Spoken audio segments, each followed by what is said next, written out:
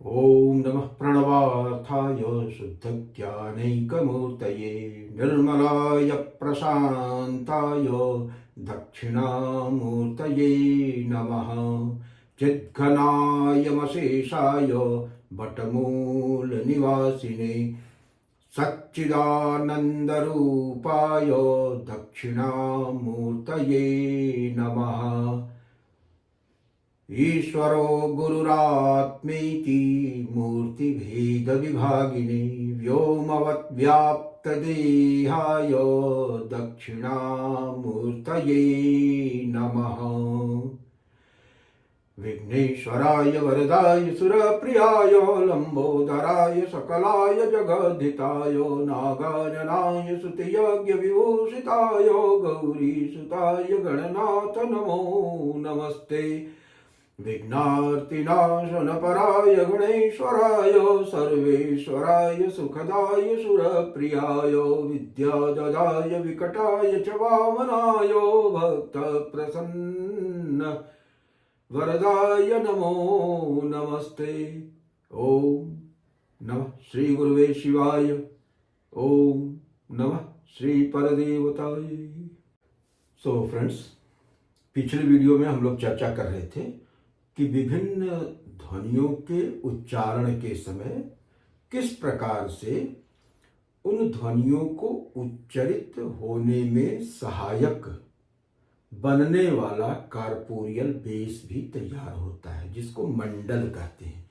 ये सब प्रकाश में होने वाली क्रियाएं हैं, क्योंकि प्रारंभिक स्तर पर अव्यक्त है। अव्यक्त से जब भी व्यक्त हुआ तो वो प्रकाशन हुआ, अव्यक्त का ही प्रकाशन हुआ, इसलिए प्रकाश की पहले जो है वो उपस्थिति दर्ज होती है। तो अब जो कुछ भी हमको क्रिया दिखेगी वो प्रकाश के अंतर्गत दिखेगी। तो ध्वनि के लिए मतलब थोड़ा सा प्रयत्न होता है। प्रकाश मतलब चैतन्य है ना, तो चैतन्य जो है उच्चारैसा, उसके अंदर कुछ अपने आप को व्यक्त करने की इच्छा आती है, तो कुछ बोलना चाहता है। तो जब बोलना चाहता है, उच्चारैसा जब होती है, तो क्या होगा? तो जो पराशक्ति है वो पराशक्ति ही परावाक के रूप में यह ऐषणा करती है, इच्छा करती है। उसके अंदर ये स्फुरण होता है कि हमें कुछ व्यक्त रूप में, वाणी के रूप में व्यक्त होना है। तो जब वो वाणी के रूप में व्यक्त होने की इच्छा करती है, तो फिर जो है माने क्या हुआ कि पराशक्ति का प्रथम अभिव्यक्त स्वरूप वाणी है। प्रथम अभिव्यक्त स्वरूप वाणी है।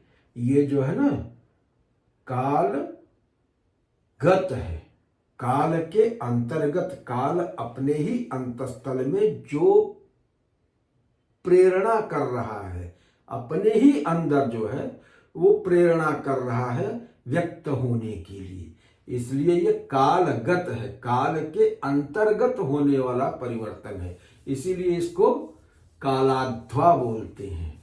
तो यहीं से वर्ण, मंत्र और पद चलता है। तो मान जो पराशक्ति है, परावाक है, वही वाणी के रूप में उसकी प्रथम अभिव्यक्ति हुई। तो प्रथम अभिव्यक्ति तो वाणी के रूप में हो गई, लेकिन युगपत अभिव्यक्ति उसकी मंडल के रूप में होती है।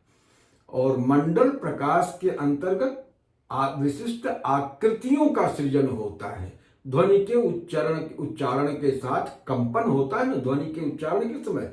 तो प्रकाश के बिंदु तो बहुत ही विरल है, कोई ठोस संरचना तो है नहीं, तो उनमें अलग अलग किस्म का उस कंपन के परिणाम स्वरूप समायोजन उत्पन्न होता है।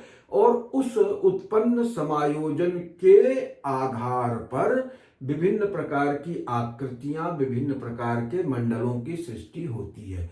यंत्र के निर्माण के पीछे, देवताओं की आकृतियों के निर्माण के पीछे यही विज्ञान है। और फिर उसके बाद चूंकि तीसरी रेखा, जो तीन रेखाएं हुई, धवल, रक्त और सुकृष्ण, तो तीसरी रेखा उसी समायोजन को ठोसता प्रदान कर देती है और वो स्थायी संरचना हो जाती है। तो यही तीन रेखाएं ही गीता में जो अध्यात्म, अधिदैव और अधिभूत है, तो एक जो है भौतिक ठोस स्तर हो गया, और उसके पूर्व की सत्ता जो इस भौतिक की नियामक सत्ता है वो अधिदैव हो जाएगी, जो प्रकाश के अंतर्गत आकृतियां उकेरी जा रही हैं काल के द्वारा, काल की प्रेरणा से। उसको कालकृत भेद कहते हैं। कालकृत है, काल जनित है, वो काल के गर्भ में परिवर्तन हुआ, ये काल के द्वारा देश में परिवर्तन हुआ। तो इससे मूर्तियों का आविर्भाव होता है, इन्हीं से देवताओं का आविर्भाव हुआ, इन्हीं से मूर्तियों का आविर्भाव होता है। हम आप ये जितने भी मूर्तियां इस सृष्टि में उत्पन्न हुई हैं, उसके पीछे यही प्रक्रिया है। तो मैं ये बता रहा था पिछले वीडियो में कि वैज्ञानिकों ने जो है वो 10-10 कम उम्र के छात्रों का, माने 15-15 साल के छात्रों का 2 ग्रुप बनाया। एक ग्रुप में 10, दूसरे ग्रुप में 10, और उनको एक ग्रुप को एक ऐसी भाषा सिखाई जा रही थी जो उनके लिए नई थी, जिसको उन्होंने अभी तक नहीं जाना सीखा था, और दूसरे ग्रुप को कोई नई भाषा नहीं सिखाई जा रही थी। तो नियमित अभ्यास उनको 5-6 घंटे का प्रतिदिन कराया जाता था, और ये क्रम 45 दिन तक कराया गया। अब 45 दिन पूर्ण होने के पश्चात इन दोनों ग्रुप के छात्रों का वो न्यूरल नेटवर्क को स्टडी किया गया। तो वो देखा गया कि जिन छात्रों को नई भाषा सीखने का अभ्यास कराया जा रहा था, तो इन 45 दिनों के अंतर्गत उनके ब्रेन में एक नया स्ट्रक्चर, न्यूरल नेटवर्क एक डेवलप हुआ, एक न्यूरल सिनॉप्सिस बनी, और वो उसी जगह पर थी जहां भाषा से संबंधित ज्ञान का जो लोकेशन होता है। मतलब ये है कि नई भाषा से संबंधित जानकारी को स्टोर करने के लिए एक नया स्टोर हाउस डेवलप हो गया। तो ये कैसे हुआ? उनको अलग से कुछ नहीं किया गया था, मात्र जो अभ्यास कराया गया था वो उस एक विशेष नई लैंग्वेज उनको पढ़ाई जाती थी 5-6 घंटे, और उनको याद करने को कहा जाता था। और 45 दिन के बाद जब उनको उस नई लैंग्वेज का थोड़ा अभ्यास हो गया, तो जब उनके ब्रेन की स्टडी की गई, तो जिस पार्ट में लैंग्वेज से संबंधित जानकारियां इकट्ठी होती हैं, उस पार्ट में देखा गया कि एक नया स्टोर उनके अंदर एक नया न्यूरल नेटवर्क उनके यहाँ डेवलप हो गया था। तो वैज्ञानिकों ने अध्ययन के बाद ये पता लगाया कि इस नए स्ट्रक्चर में ही जो नई भाषा का ज्ञान हुआ है वो वहां से स्टोर होगा, और ये वहीं से रिट्रीव होगा।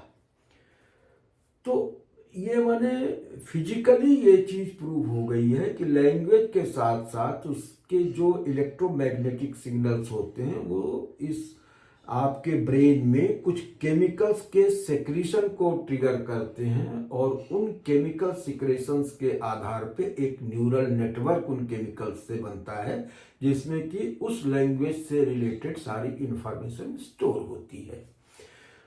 तो देखिए, हमारा जो प्राचीन विज्ञान कहता था कि देशाध्वा और कालाध्वा पैरेलल का युगपत चलते हैं, देश और काल, वाणी और अर्थ है। सृष्टि जो है वो पहले वाक्रूपा है, उसके बाद फिर आर्थी सृष्टि होती है। शब्द से अर्थ की उत्पत्ति, तत्व बीज से तत्व की उत्पत्ति हमारे यहाँ स्वीकार की गई है। तो वो चीज अगर इस साइंटिफिक एक्सपेरिमेंट को आदमी ध्यान में रखे, तो उससे भी ये चीज समझी जा सकती है कि उन हमारे आदि जो परावैज्ञानिक थे, उनका ऑब्जर्वेशन कितना तगड़ा था कि उन्होंने अपने समाधि की स्थिति में ले जाके अपने आप को अपनी प्रज्ञा के द्वारा ये उन्होंने देख लिया था कि ध्वनि के उच्चारण के साथ साथ एक पूरा पूरा न्यूरल नेटवर्क तैयार होता है। इसी को रिवायरिंग कहते हैं, इसी को मैनिफेस्टेशन कहते हैं। शब्दों के द्वारा अर्थ को मैनिफेस्ट किया जा सकता है ना। और शब्द उच्चरित होने के पहले उच्चारण योग्य जो इंस्ट्रूमेंट है वो शब्द के वाइब्रेशंस के कंपन्स के आधार पे इस शरीर में स्वतः बनते हैं। स्वर तंत्रियां बनती बिगड़ती रहती हैं। इसीलिए हमारे यहाँ शब्द ब्रह्म कहा गया, उसका बड़ा महात्म्य है। और शब्दों को बड़ा तोल के बोलने का बड़ा अलग अलग पिच पर, अलग अलग फ्रीक्वेंसी पे बोलने का अलग अलग प्रभाव होता है। वैदिक मंत्रों का सारा विज्ञान इसी पे टिका है कि कौन सा मंत्र किस पिच पे रहेगा, किस तरह से रहेगा, कहाँ आरोह है, कहाँ अवरोह है, कहाँ उदात्त है, कहाँ मंद है, कहाँ स्वरित है। ये सब चीज़ें जो है ये बहुत बड़ा विज्ञान है। तो हमारा ये जो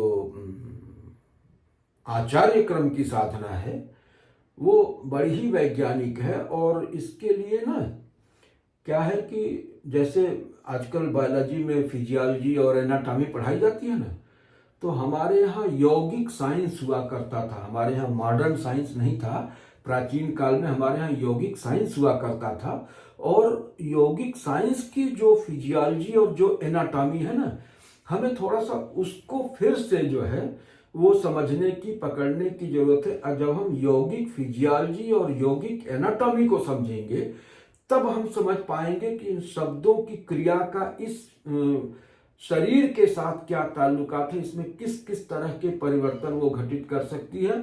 और न केवल शरीर में बल्कि ये ध्वनि का प्रभाव जहां तक ब्रह्मांड में जाएगा उस क्षेत्र में वो परिवर्तन कारित करने में, घटित करने में समर्थ होती है। और यही हमारा ये मंत्र विज्ञान है, यही हमारे आध्यात्मिक साधना का मूल मंत्र है। और यही कारण है कि सुदूर जंगल में, पहाड़ की किसी कंदरा में बैठा हुआ एक योगी अपने भावना से पूरे ब्रह्मांड को एक विशेष प्रकार की गति, एक विशेष प्रकार का कंपन, एक विशेष प्रकार की दिशा देने में सक्षम होता है। तो हम अपनी वाणी को यहीं विराम करते हैं और अगली वीडियो में हम लोग थोड़ा सा ये जो यौगिक एनाटॉमी और यौगिक फिजियोलॉजी है इसके बारे में चर्चा करेंगे, क्योंकि हमारी आचार्य क्रम की साधना तब तक आगे नहीं बढ़ सकती जब तक कि हम यौगिक एनाटॉमी और यौगिक फिजियोलॉजी को न समझ लें। और इस चीज को समझने के क्रम में एक बार फिर से हमें जो है वो श्री विद्या के जो मंत्र हैं, पंचदशी है, षोडशी है, महाषोडशी है, बाला है, त्रिअक्षरी है, गायत्री मंत्र है, उन सब की कार्यप्रणाली को बड़े बारीकी से उनके अंदर घुस के देखने का मौका मिलेगा कि किस तरह से ये कार्य करते हैं और किस तरह से ये अभीष्ट परिवर्तन को साधित कर सकते हैं और करते हैं। तो अभी मैं अपनी वाणी को यहीं पे विराम देता हूँ और अगले वीडियो में इस पे फिर हम लोग चर्चा करेंगे। ओम पूर्णमदः पूर्णमिदं पूर्णात् पूर्णमुदच्यते पूर्णस्य पूर्णमादाय पूर्णमेवावशिष्यते। ओम शांति शांति शांति।